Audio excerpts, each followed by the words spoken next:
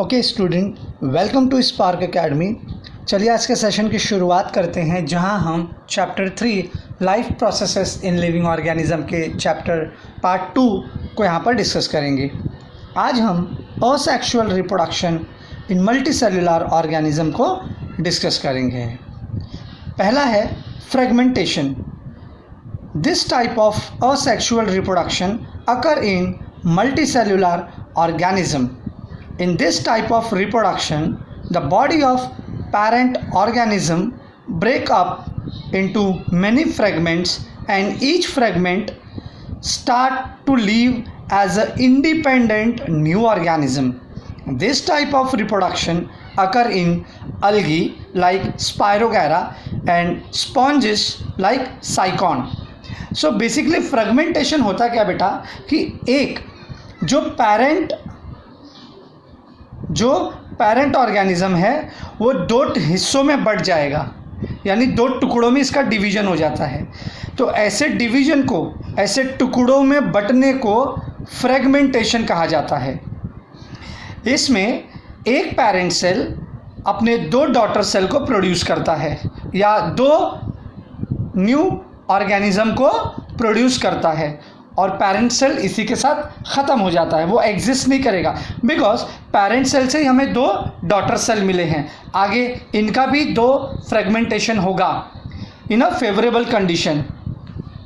When ever there is a plenty of water and nutrients are available to spirogyra, this is the example of spirogyra, its filament grow up very fast. Filament आप इसे बोल सकते हो, इस पूरे strand को आप filaments बोल सकते हो। And break up into small fragments. ये जो पूरा एक फिलामेंट है, ये देखो छोटे छोटे टुकड़ों में ब्रेकअप हो गया इसका।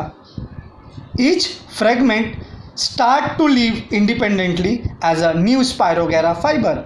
और यहाँ पर इस पेरेंट स्पायरोगैरा से जो दो न्यू स्पायरोगैरा डिवाइड हो रहे हैं, ये अपने आज़ादी से जीने लगते हैं, अब इंडिपेंडेंटली ये ग्रो करने लगते हैं। If the body of sycon breaks up accidentally into many fragment, each fragment develop into new sycon. Spirogyra की तरह भी साइकॉन ही होता है, वो अलग स्पीसीज है। वो जितने भी टुकड़ों में डिवाइड होगा, 2, 4, 6, 8, उसका हर एक टुकड़ा इंडिपेंडेंटली ग्रो करेगा। दूसरे असेक्सुअल रिप्रोडक्शन इन मल्टीसेलुलर में आते हैं रीजनरेशन। रीजनरेशन यानी you may know that all wall lizard breaks up and discard some parts of its tail in emergency. जैसे छिपकली को कभी आप मारने के लिए बचपन में दौड़े हो, आई डोंट नो, मैं तो दौड़ा हूँ, और आप अचानक उसको हिट करो तो कभी कभी उसकी दुम कट के नीचे गिर जाती है, बट वो भाग निकलता है। तो ये गॉड गिफ्ट है उसको कि वो अपने ऐसे बॉडी पार्ट को रिलीज़ कर देता है, छोड़ देता है, और जो डिस्कार्ड पार्ट है वो रीजनरेट हो जाता है कुछ समय के बाद, यानी उसकी बॉडी से फिर से रीजनरेट हो जाएगा tail. This is the example of limited regeneration. However, under the certain situation, animal planaria breaks up its body into 2 parts. Wow, ये देखो, ये गॉड का क्रिएचर है। ये जो प्लेनेरिया है, प्लेनेरिया ये इसका ओरिजिनल बॉडी है। ये अपने बॉडी को 2 पार्ट में स्प्लिट करेगा। एक पार्ट उसका हेड का होगा और दूसरा पार्ट उसका टेल का। आप देख सकते हैं हेड यहाँ से अलग हो रहा है, टेल यहाँ से अलग हो रहा है, और इसके हेड से एक न्यू जनरेशन फॉर्म होगा और इसके टेल से भी एक दूसरा स्पीसीज फॉर्म हो जाएगा। ये प्लेनेरिया रीजनरेशन का एक्सीलेंट एग्जांपल है। ये रीजनरेट दोबारा पैदा हो जाएगा, एक ही बॉडी से 2 अलग स्पीसीज तैयार कर देगा ये।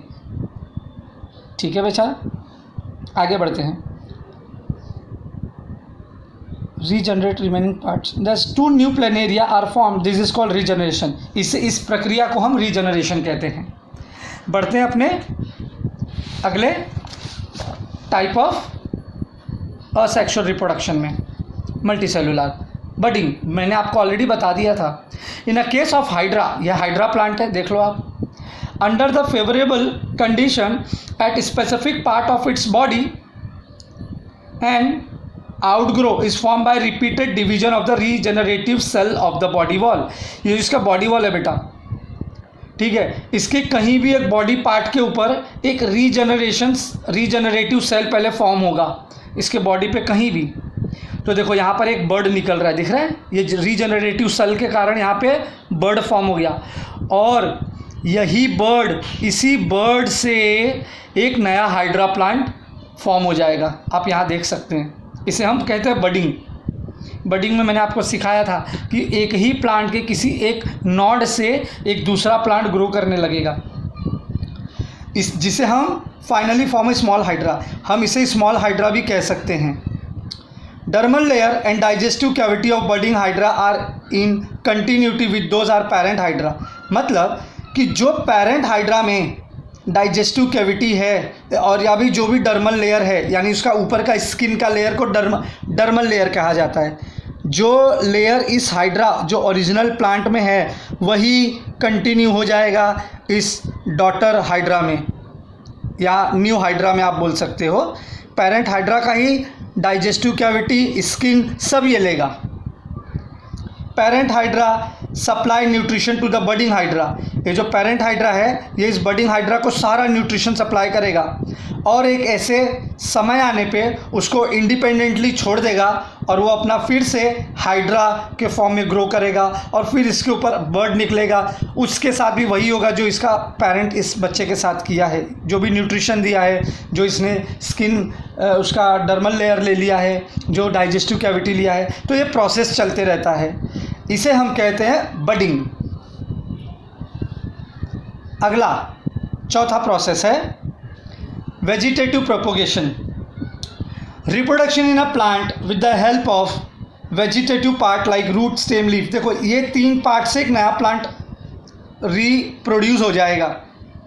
तो ये वेजिटेबल पार्ट है प्लांट का, इसीलिए इसको वेजिटेटिव पार्ट भी कहते हैं। बर्ड भी एक तरीके से उसका वेजिटेटिव पार्ट हुआ ना, and bird is also called the vegetative reproduction.